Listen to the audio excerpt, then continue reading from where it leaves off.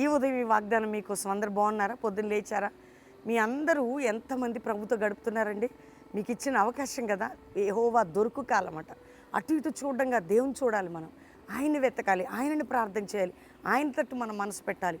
మనసు గలిబిల్లో, పోరాటాల్లో, నిందల్లో, గాయాల్లో, అవమానాల్లో, ప్రెషర్స్లో ఎవ్వరూ మనల్ని ఆదరించలేరు మన యేసే తప్ప. ఎవ్వరూ మనల్ని ప్రేమించలేరు యేసే తప్ప.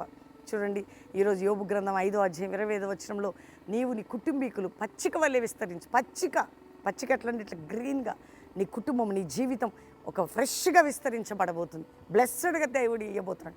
ఒక మంచి అభిషేకంతో నింపబోతున్నాడు. అన్ని విధాలుగా మీరు విస్తరణ జరిగించే విధంగా దేవుడు చేయబోతున్నాడు.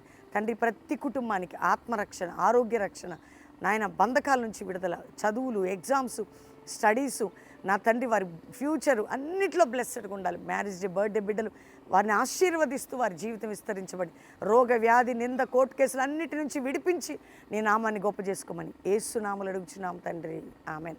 God bless you. First Praveen official Insta follow అవ్వండి. దేవుడు మిమ్మల్ని దీవించు.